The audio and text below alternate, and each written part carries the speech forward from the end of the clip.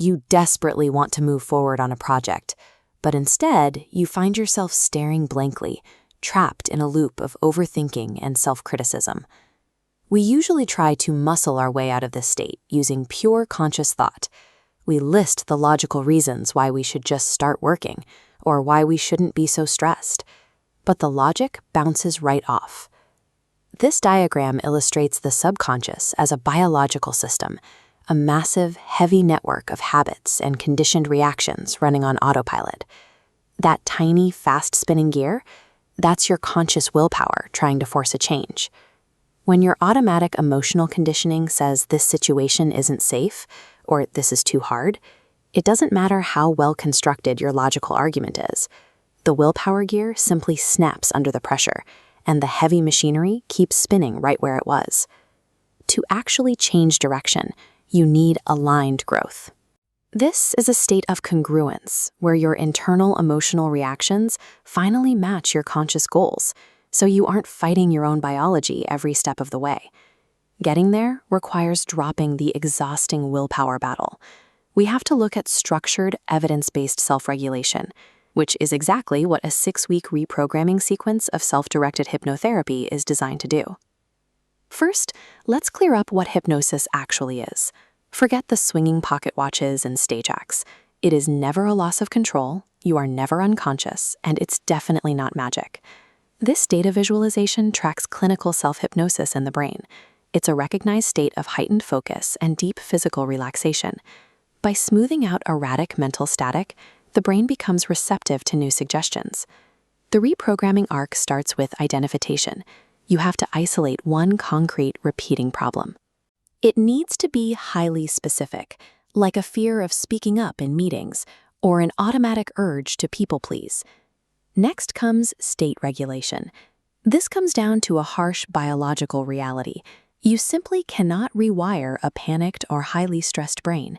It will immediately reject new inputs to protect itself. To bypass those defenses, you use audio exercises to slow your breathing and lower your physical arousal.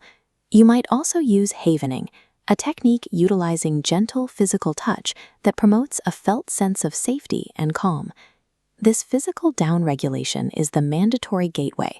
Until you convince your nervous system that it is safe, the mind will block any attempt to alter its default coding. Once the nervous system stands down and the mind is completely calm, the real work begins. You are now in a highly receptive window. This is subconscious reframing. That thick, glowing path is your old automatic trigger. Through guided audio, you lay down a faint pathway for a new response. As you repeat suggestions, the old trigger slowly starves and the new pathway thickens to become dominant.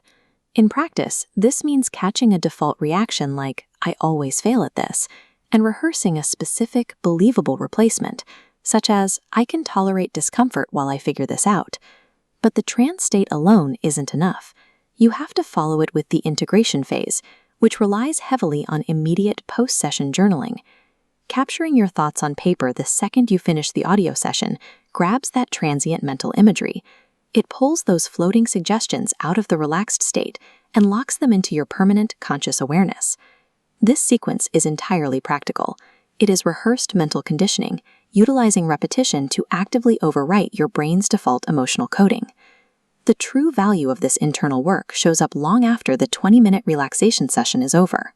Progress is measured by behavioral proof, the moment you take a concrete action in the real world that previously caused paralysis.